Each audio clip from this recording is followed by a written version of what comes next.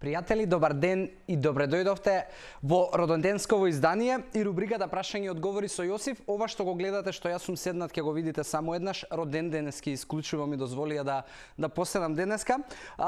Имаме за денес 5 прашања кои што ги издвоив да ги одговориме и да донесеме некаква вредност за кои што сметав дека е добро да се слушнат. На крај ќе дадам и една вонредна изјава од Светска здравствена организација по повод роденденот на утринска Нателма. Како и да е, прашањата кои што ги гледате овдека се поставувани најголем дел на Инстаграм и истото секој од вас го охрабрувам да го прави користејќи го хаштагот Ask Јосиф на социјални мрежи, комуницирајќи ме можеби во приватна порака преку социјалните мрежи или пак доколку сакате може тоа да го направите телефонски на броевите на телевизија Телма и доколку не успеам да најдам одговор веднаш да го оставиме одговорот за вашето прашање во некоја наредна рубрика. Ќе почнеме веднаш со прашањата за да оставиме и повеќе време подоцна за останатите содржини.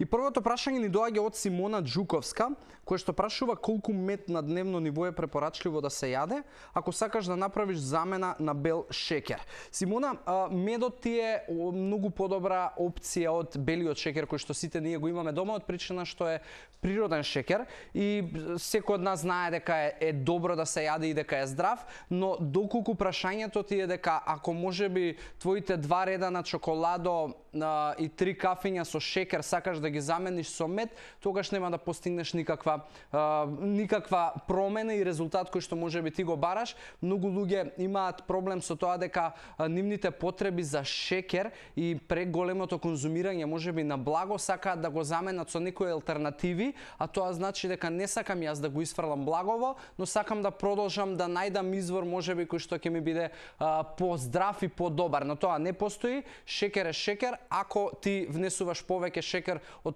што ти е потребно, без разлика дали доаѓа од процесирана храна или од овошје можеби или од мед, повторно вишокот ќе ти се складира во масти. Така да мојот одговор на твоето прашање е дека да, многу е подобра опцијата мед, но повторно не претерувај или во превод нека не биде тоа повеќе од 6 лажици мед на дневно ниво, ако земеме во предвид дека ништо друго од шекер нема да внесеш во остатокот од денот.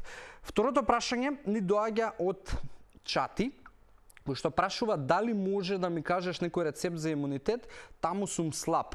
Нешат, многу ми дојде интересно прашање од причина што многу луѓе, како и тебе, можеби ти бараш рецепт за имунитет и постојат луѓе кои што бараат рецепт за решавање на друг здравствен проблем, постојат луѓе кои што бараат рецепт за слабење, постојат луѓе кои што бараат рецепт за дигестивни проблеми и така натаму, но дефинитивно не постои рецепт. Тоа што сметаш дека ти си слаб на ова поле, а можеби од друга страна веруваш за себе дека се храниш добро, е доволен показател дека можеби твојата сигурност и не е баш врз основа на факти и можеби твојата исхрана и требаат некои детали затоа што имунитетот се гради исклучиво со добри навики, добра храна и физичка активност, она што константно јас го зборувам, а од друга страна имунитетот ниту па се расипува со можеби 2 грешки во исхраната. Не постои болест која што се појавила поради тоа што не користиш терапија и затоа имунитетот не се расипува ниту без користење на терапија, ниту па се добива со користење на одредена терапија, туку се работи за задоволување на потребите на телото за да може системите да функционираат како што треба, вклучително и имунолошкиот. Така да барај го континуитетот на твои добри навики, а не рецептот. И ако можам да ти помогнам дополнително некако со можеби некои детали во исхраната, слободно искомуницирајме назад. Следното прашање ни доаѓа од Валмир 80, кој што прашува дали креатинот е добар за рекреативци и колку долго може да се користи.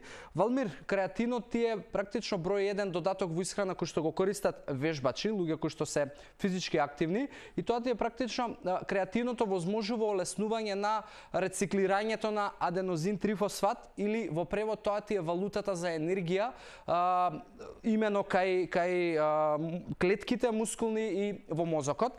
Сега, за креатин телото може и само да создава доколку внесуваш доволно протеин затоа што може да го продуцира од аминокиселините. Друга работа, внесувајќи месо исто така ќе внесуваш креатин и способноста да телото складира доволно креатин е поврзана со тоа и колку си физички активен. И доколку сакаш да користиш креатин и си рекреативирац, слободно прави го тоа, не е ништо опасно. Многу го има во различни форми додатоци, компании произведуваат додаток во исхрана креатин, затоа можеш слободно да го користиш и само една мала препорака за луѓе кои што можеби имаат некакви проблеми и дисфункција со бубрези, ќе треба да повнимаваат и да се консултираат со доктор за количините, бидејќи може да им донесе некои несакани појави. Но доколку е се во ред со твоето здравје, можеш слободно да го користиш креатинот, колку долго, нолку колку што ти мислиш да си физички активен, додека не си ја постигнеш својата цел. Следното прашање доаѓа од Наумовски Андријана, кој што прашува колку е добро или лошо конзумирање на леб. Андријана, не постои лош или добар производ, постои лоши навики во континуитет и добри навики во континуитет. Она што многу од луѓето се плашат поврзано со лебот, дека ако сакам да ослабам треба да го исфрлам лебот, да исфрлам благо, да не јадам никакви шекери, да исфрлам можеби некогаш овоше, и тоа се случува луѓе да го кажат, е затоа што поврзаноста на лебот и дебелината е тоа што многу од луѓето поради неправилните навики и падовите на шекер и енергија кои што ги имаат во текот на денот, имаат потреби за храна која што брзо ја враќа енергијата. Од типот можеби за некој од вас порокот е леб, за некој е пециво, за некој е сок, за некој е кафе, за некој благо, за некој грицки. Генерално тоа се брзи шекери кои што брзо ја враќаат на енергија и можеби растресеноста при падот на шекерот во крв. Затоа не е прашањето дали е, тоест мојот одговор нема да биде дали лебот се класифицира во добар или лош. Слободно јади го, особено кога имаш можеби во главниот оброк ручек граф, леќа, боранија, грашок, нека ти биде еден извор на јаглехидрат.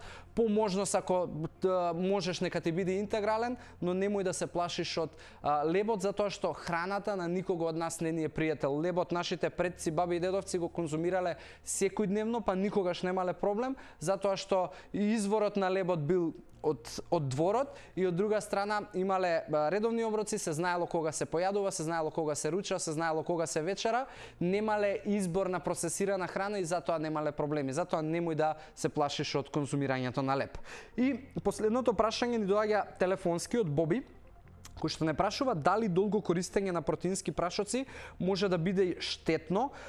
Боби, исто и пред малку одговарав на прашање за додатоци во исхрана поврзани со креатин, и протеините прашоците не се штетни. Слободно користики како додаток, но повторно и како што му одговорив и на Неша, значи немојте да за сметка на вашата лоша исхрана да сметате дека тоа што ќе јадете додаток е во ред. Слободно јади го, особено после вежбање ти е потребен и доколку моето прашање е слободно без никакви стравови да ги користиш. Ова беше и последното прашање денеска и последната информација од Светска здравствена организација е дека денеска е дозволено да се изедат до 2 парчиња торта поради роден денот кој што го има утринска на Телма. Фала ви на сите за вниманието. На она што ми останува на крај да ви посакам здрави животни навики, да се видиме во следната среда и следната рубрика и да си имате убав остаток од денот. Чао, чао.